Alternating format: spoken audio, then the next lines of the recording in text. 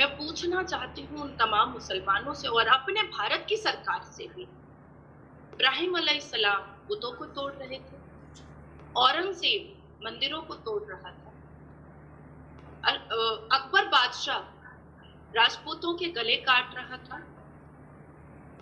उसके बाद सनातनी अपने अपने भगवान राम के मंदिरों के लिए अपनी जान दे रहे थे। कश्मीरी पंडित शांति से रहने के लिए कश्मीर में एक शब्द नहीं निकाल रहे थे, फिर भी मुसलमानों के हाथों हाथों उनकी बेटियां बेआबरू की जा रही थी।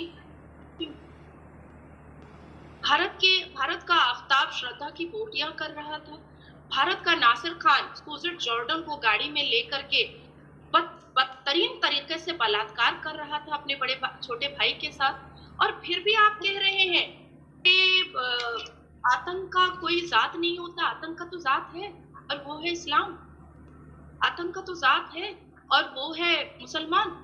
की तरफ से लिखा गया एक खत। अरब दुनिया के 17 में जंग अजीम अव्वल के उरूज के दौरान बरतानवी वजीर खारजा जेम्स बेलफोर की तरफ से लिखा गया एक खत अरब दुनिया के सीने पे लगा वो जख्म साबित हुआ जिससे आज तक खून रिस रहा है। जेम्स बेलफोर्ड की तरफ से बरतानवी यहूदी लीडर लॉर्ड रोथस्चाइल्ड को लिखे खत को बरतानवी हुकूमत ने बाद में बेलफोर्ड डिक्लेरेशन के नाम से जारी किया। इस एलामिया के जरिए फलस्तीन के वजूद पर एक यहूदी रियासत की तख्लीक की तजवीज दी गई। पहली जंग अजीम और मशरक़ वस्ता से उस्मानिया सल्तनत के खात्मे के बाद बरतानिया की इसी तजवीज के तनाजुर में 1948 में दूसरी जंग अजीम के अख्तिताम पर इसराइल का बिला जवाज गैर कानूनी और गैर इखलाकी कयाम अमल में लाया गया। इस आलमी साजिश ने फलस्तीनियों को आज अपने ही वतन में बेवतन और इसराइलियों को मालिक बना दिया है। अरब तहजीब, सकाफत और रवायात का अमी फलस्तीन 1948 से अब तक सुकड़ता और सेहूनी इसराइल फैलता चला जा रहा है। मगरब और अमेरिका की साजिश पर इसराइल अब तक फलस्तीन के 80% रकबे में से 78% पर काबिज हो चुका है। भरपूर जिंदगी से शादो आबाद फलस्तीन अब महज 22% जमीन का मालिक है जो मगरबी किनारे और गजा पर मुश्तमिल है। 1947 में अक़वाम मुत्तहिदा ने फलस्तीन को यहूदी और अरब रियासतों में मुनक़सम करने का मंसूबा मंजूर किया जिसे अरब दुनिया ने यकसर मुस्तरद कर दिया। 1948 में इसराइल ने खुद को डेविड बिन गोरियन की वजारत उज़्मा तले आज़ाद रियासत करार दिया। इसराइल के इस ऐलान ने खित्ते में तसादुम, तशद्दुद, जंग और बदअमनी को मजीद हवा दी। इसराइल के क़याम से अब तक अरबों और यहूदियों के दरमियान 3 बड़ी और कई छोटी जंगें हो चुकी। फलस्तीन पर इसराइल के नाजायज कब्जे, फलस्तीनियों की अपने घरों से बेदखली, जालिमाना मुआसरों, मस्जिद अक्सा की बेदरग बेतौकीरी, फलस्तीनी औरतों, बच्चों और बूढ़ों पर दरिंदा सिफत इसराइली फौजियों के जबर सितम के खिलाफ फलस्तीनी जांबाजों की मज़ाहमत आज भी जारी है। इन झड़पों में अब तक हजारों फलस्तीनी शहीद और लाखों जख्मी हो चुके, लेकिन फोन तो किया और तीनों ने ये बात की जी हम शहरियों पर हमले हो रहे हैं ना, उसके बारे में बड़ी परेशानी है। ठीक है जी। अच्छा, अब क्वेश्चन ये है कि चीन जो है वो क्या कर सकता है? चीन भी कुछ नहीं कर सकता, सऊदी अरब भी कुछ नहीं कर सकता, ईरान भी कुछ नहीं कर सकता, तुर्की भी कुछ नहीं कर सकता। तो बात क्या कर रहे हैं? सिर्फ ये बात कर रहे हैं कि फलस्तीन, अब ये बताएं ना वो लोग जिन्होंने हमास को प्रोवोक किया या इंसाइट किया कि आप इजराइल पे हमला करें और बाद में फिर आप जो है वो अब फलस्तीनियों को भी यारो मददगार छोड़ दिया, वो जरा बताएं ना इस बारे में कि इसका क्या है। क्या आपका मकसद गजा को जो है वो डेसिमेट करवाना था, कंप्लीटली तबाह करवाना था, फलस्तीनियों को मरवाना था? आपके पास क्या प्लान क्या है? अब ये जो ये कहा जा रहा है जी इंडिस्क्रिमिनेट किलिंग हो रही है, निशाना बनाया जा रहा है, इसकी हम मजम्मत करते हैं। मजम्मत तो मैं भी करता हूँ। इतने बड़े बड़े मुल्क हैं, क्या कर सकते हैं? आज पता चला कि बड़ी फौजों की क्या वैल्यू होती है। वो क्या कहते हैं, if you want piece be prepared for war, जंग के लिए तैयार हो जाओ। ममालिक, ये जितने अरब ममालिक हैं, इन्होंने ना अपनी फौजें बनाई ना कुछ किया, because had they gone for this, आप आज इनकी इस खित्ते के अंदर इनकी भी इज्जत होती। मुझे ऐसा लगता है जिसे वो कहते हैं ना कि ये एक चीज़ जो है ये बड़ी इम्पोर्टेंट है। और मुझे ऐसे लगता है कि जिसे वो कहते हैं ना कि पाकिस्तान जो है एक डिफरेंट कंडीशन में चला गया।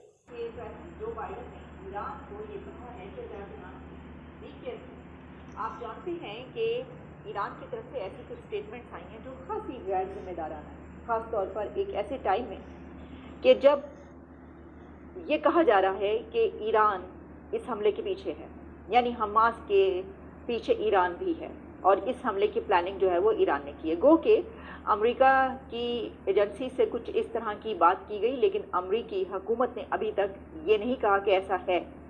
उन्होंने कहा है कि इसको देखा जा रहा है, ऐसा हो सकता है, लेकिन पूरी दुनिया में इस वक्त ये बात चल रही है कि इस हमले के पीछे ईरान की प्लानिंग थी। और फिर उसके बाद एक और ख़बर जो हमने आप तक पहुंचाई वो ये थी कि ईरान की तरफ से, उनके सुप्रीम लीडर की तरफ से कहा गया कि हमास की तरफ से जिसने हमला किया है इजराइल पर उसके हाथ चूम लेने चाहिए।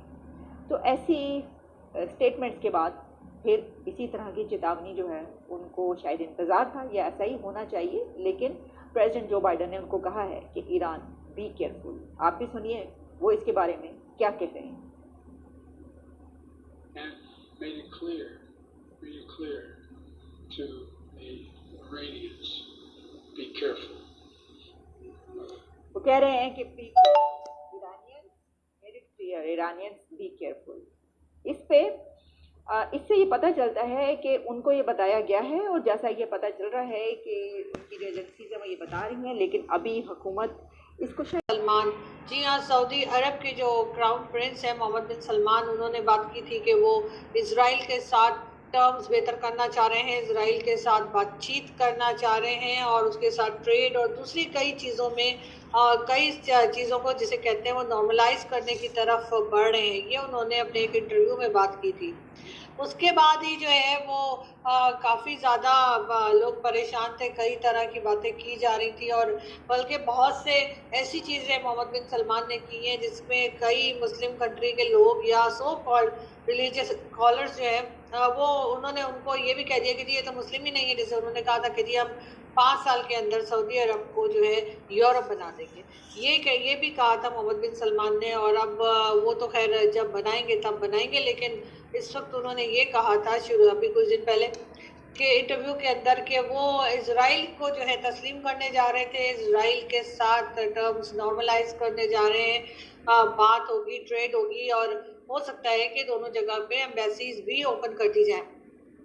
कई तरह की बातें चल रही थी, बहुत से लोग इस बात को बहुत अच्छे नज़र से देख रहे थे। उनका कहना था कि ये बहुत अच्छा डिसीजन है, ऐसा होना चाहिए और सऊदी अरब अगर ऐसा करेगा तो यकीनन पाकिस्तान के ऊपर भी प्रेशर आएगा और पाकिस्तान को भी इसी लाइन पे सोचना पड़ेगा, पाकिस्तान को भी इस तरफ जाना पड़ेगा। ये बहुत से पाकिस्तान के एक्सपर्ट्स जो थे वो भी कह रहे थे, लेकिन साथ ही वो ये भी कह रहे थे कि ये इतना आसान काम नहीं होगा, ना तो सऊदी अरब के लिए और ना ही पाकिस्तान के लिए। पाकिस्तान में तो खैर इसके खिलाफ भी बहुत तरह की बातें की गई, बहुत बार लोगों ने ये भी कहा कि नहीं ये तो जी पॉसिबल नहीं है।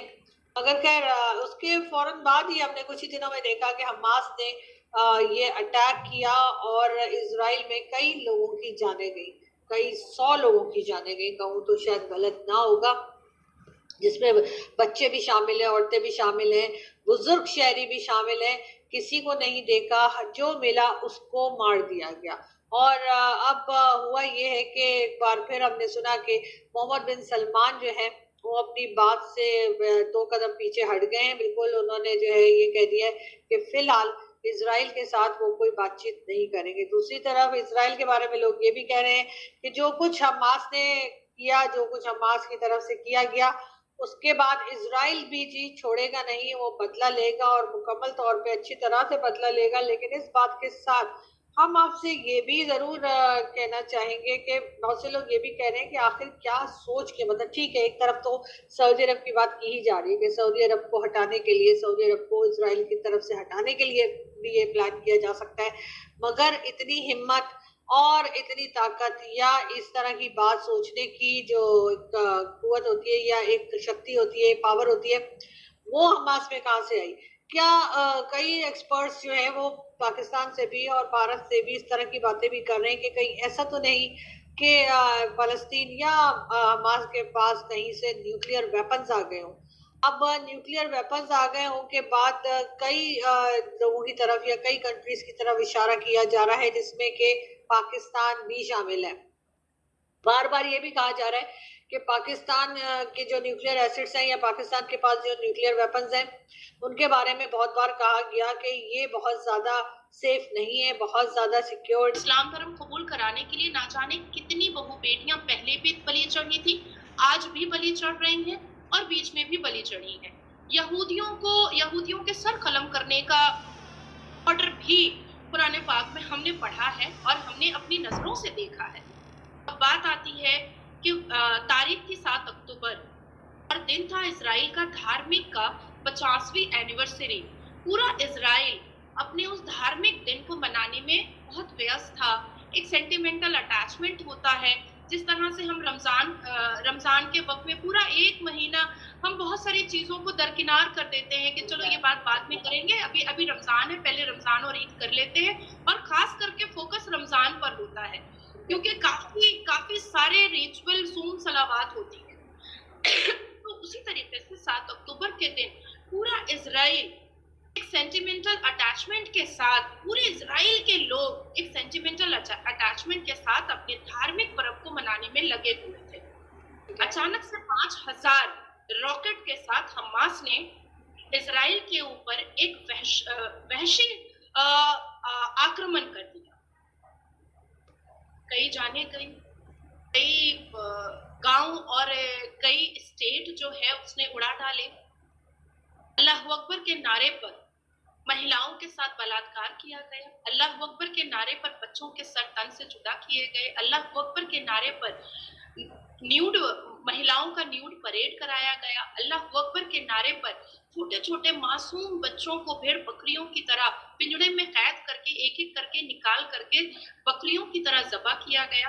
अल्लाह अकबर के नारे पर पीरियड्स में खून से लथपथ महिलाओं को न्यूड परेड करा करके उसकी टांगें काटी गई। अल्लाह अकबर के नारे पर लिपटी हुई अपने खाविंद के साथ अपने शौहर के कलेजे में डरी सहमी लिपटी हुई औरत को उससे अपने खाविंद से छीन करके उसके सामने उसके खाविंद के सामने उसको नंगा करके उसको उठाया गया। अल्लाह अकबर के नारे पर मरी हुई औरतों के साथ बलात्कार करके वीडियो रिकॉर्डिंग की गई और उसके नंगे शरीर पर अपने पैर को रख करके उसके मुंह पर थूक करके वीडियोस बनाए गए। अल्लाह अकबर के नारे पर छोटे छोटे बच्चों को अनाथ किया गया। अल्लाह अकबर के नारे पर पुरुषों को जलील किया गया, उसकी जानें ली गई। दर्द से आंखें भर गई।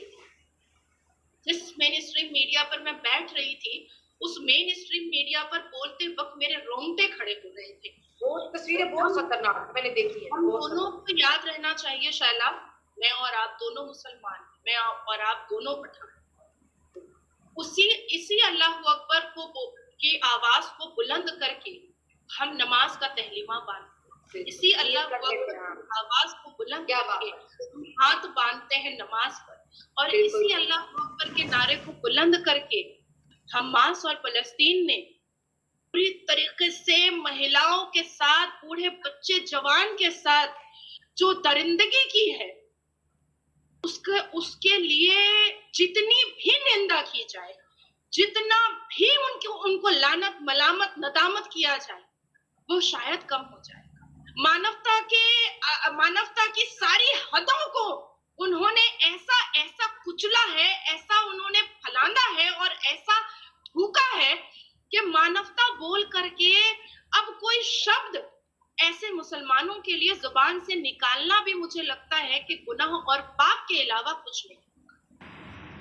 आप हमसे जुड़े रहना चाहते हैं तो हमारे चैनल को सब्सक्राइब करें, लाइक करें। धन्यवाद। जय हिंद।